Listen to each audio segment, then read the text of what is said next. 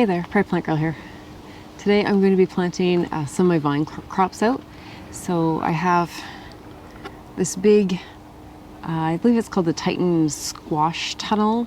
I purchased mine from Vessie's Seeds.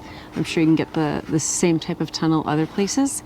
And I'm going to be growing my watermelon on it on the one side. And then I'm going to be growing some autumn frost squash on the other side of it. And I'm hoping that will elevate up this area, which can be a little bit shadier down below, especially back by the fence, and just get those plants up in the sunshine a bit more. And also I have spinach and lettuce and things like that underneath it that hopefully will help cast some shade on those things and help them grow a little bit longer through the season. To my left here, where you can't see, but I'll show you in a few minutes, I have some other kind of type of trellising type thing up that I will put my cantaloupe on, and then I'm going to plant four pumpkin around those, and that'll get a lot of my vining crops planted out. I already have my cucumbers planted, so I'm going to just give you a quick look at those, see how they're doing and how I'm going to be growing them. So let's have a look at the cucumbers, and then we'll get planting the melons and squash. Just to the side of the tunnel there, I have some cages set up, and it's hard to see, but there's a green cage, only has two sides to it, so I've just added some twine to it. And then there's 4 red cages and then another green one down at the end there. It's a little bit hard to see. And around the base of those I have 3 cucumbers of each variety. So let's go through the varieties quick. So right here is the quarantine. And these have all been planted for just, I think, 3 days now.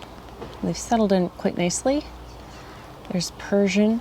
Don't be fooled by this little, what appears to be a volunteer parsnip. I'm just leaving it here. Let's see what happens. But the Persian gherkin there, looking good. The one is a little bit bigger, and I have 1 to 2 on each side there. And this is Babylon. I like Babylon as a nice like salad type cucumber, and it's also, I use it to make pickles as well. Summer Dance. This one is new to me this year, and they're a little smaller than some of the rest, but they're coming along, so eager to give those a try. This is National Pickling, obviously a good pickling cucumber. And then Patio Snacker, and these are just nice small cucumbers. I pickle all my cucumbers, but these are great for just grabbing, for just nice little snacking cucumbers, as you would expect from the name. So let's move over here, and we'll get the autumn frost squash started first, because I already have them out of their tray, so I don't want to get those roots down in the ground. But you can see the lettuce we planted, I think it was a month and a half ago. It's looking great. The ones in the back were starts, and then the smaller ones were seeds, and there's also a bit of spinach and radish in there as well. It's all looking good. And I have a few sweet peas on the trellis because I couldn't resist. All right, let's get the autumn frost done. So for my squash, I can't remember if I did a video planting these or not, but I've planted them in these little grow bags. These are not my favorite product, but I bought a pack of them several years ago, and I'm still using them up. They're supposed to biodegrade, but they don't, so I'm just gonna try and rip them open a bit. The roots do come through nicely, but I just want to make sure they really have a good chance to come through. And then I have 2 plants in each, and I left them at that. They should be fine. So I'll have 2 of these little packs like this to plant on this trellis over here. That should do well for the autumn frost squash. So I'm just gonna put them down at the bottom, and I'm just gonna put a little bit of, it's actually like a more tomato fertilizer, but that'll be good for the squash because it has the calcium in it, which can help prevent blossom end rot. You want good calcium and good even watering. The even watering helps the plant to take up the calcium, and that'll just help to go a long way to having nice healthy plants. It's going to be probably a little tricky to see in here between the shadows and the lettuce and the spinach. Take that rogue weed out of there. But, oh, another weed. I'm going to go about halfway. There's kind of 2 halves to each side of these tunnels. I'm going to go about halfway. There's a drip emitter right there, so the squash will like that. And I'm just going to dig down. So there's going to be soil on all sides. I'm not right up against the board. a little more of that fertilizer than I had planned in there, but I'll just scoot some over. So I don't want to totally disturb all these roots by pulling the little bag thing off, but I do want to get it down so it's not winding up above the soil and wicking any moisture away. Make sure I have my tag out so I know exactly which squash this is, though it's all I'm putting on this side, so I should know.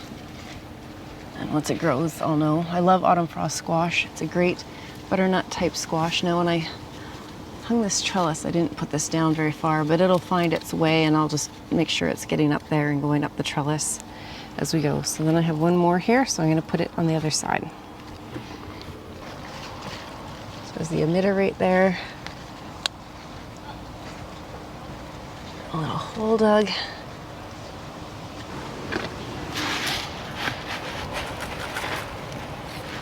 Fertilizer. Just gonna fold down the edges of this little planting bag a bit and pop my squash in and make sure it's covered up so that bag isn't sticking up above the soil where it could wick moisture away from the root zone. And again, we'll just make sure as these go that they get wrapped around the trellis and spread out so they can fill it in. So now let's work on the melons. Okay, so I made some stakes with tags on them, and I think I said earlier I had 6 varieties of melons, but actually I have six pots, 3 varieties. So the first one is scaly bark. These are all looking really rough. They've been in these pots longer than I had planned. The weather just hasn't cooperated this year, but I'm going to be planting them exactly the same as I did the autumn frost squash. So I'll just be with these, because of it's in a paper pot, I'll just be kind of pulling the top off to make sure it's not, again, wicking moisture up away from the root zone, and then digging a hole and just putting some fertilizer down, putting them in the ground. And I'll be spacing them about every foot along here, and then they'll have lots of space to grow up the trellis to have their extra spread. So that's what I'll be doing with these. I have the scaly bark planted right there. And here's the sweet Siberian. And you can see most of my melons have 2 planted in a pot, but occasionally, because of germination rates or whatever, there's just 1. Got some holes dug. Just put a little bit of fertilizer.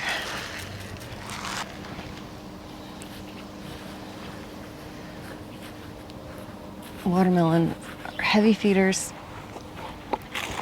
and they want lots of water and lots of heat. So that's what you need to make your watermelon happy.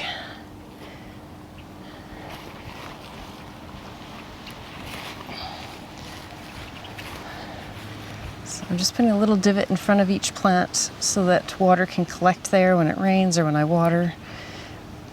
And they'll just have that little bit extra to soak down into their root area there. And then the last variety I have is Moon and Stars. And again, there's more sweet peas down at this end. Just to go bring in those pollinators and add some color to the trellis.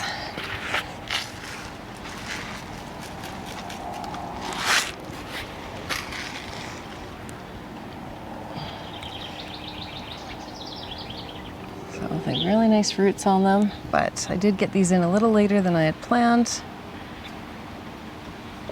But hopefully we have a long, warm summer after our cold, windy May, and they get a chance to really get going here. Some of these little paper pots were not absorbing the moisture, so it's a little rough on the plants, but we'll see how they do.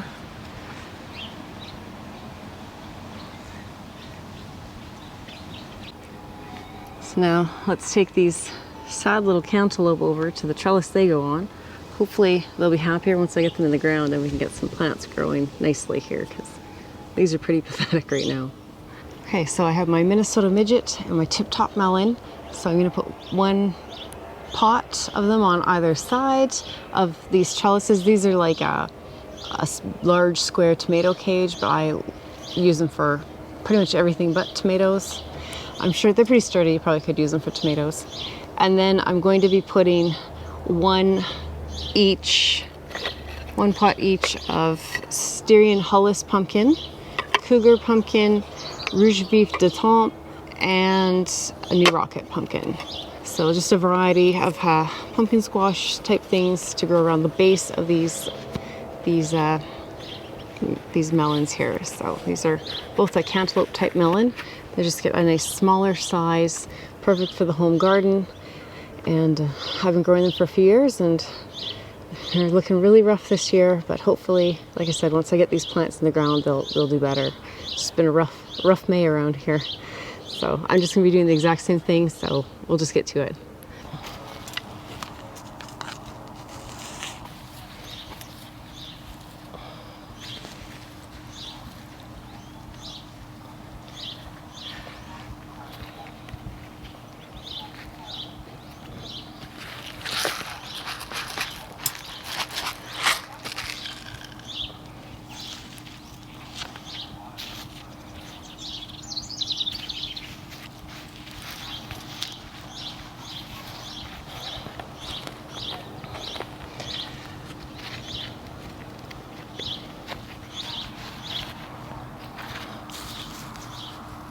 And I'm putting a big divot kind of in the center between these two so that water can collect in there and help to keep the roots nice and moist.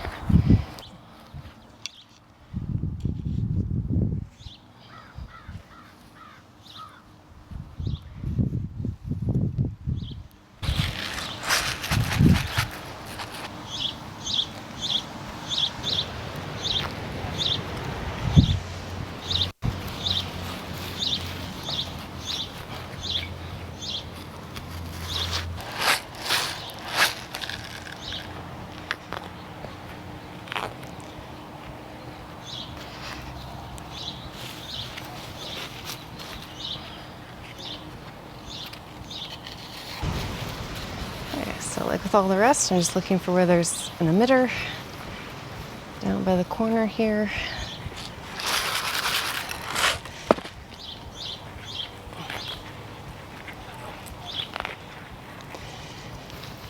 We'll link it in and label it. So that's a lot of plants in these beds here. It's a 4x8 garden bed. It's raised up about a foot, so 4x8 feet. And that's a lot of pumpkins and melons in one bed. But because I have the cantaloupe going up on the trellises, that gives room around the base for the pumpkins to sprawl. So it should give them all lots of room to do their thing here and be happy. That's one of the advantages of growing things like melons and squash vertically, is that it gives you that lift off the ground, and then as long as you have enough nutrients and water going to the root space, they have room to spread out and they won't be getting too crowded and diseased, and they'll have room to produce food for you. So if you have a small space, you might want to look at growing some of your plants vertically. Now I do have a couple more small squash, and they're actually going to be going into one of my flower beds. So let's pop them over there and see if we can get those planted today as well.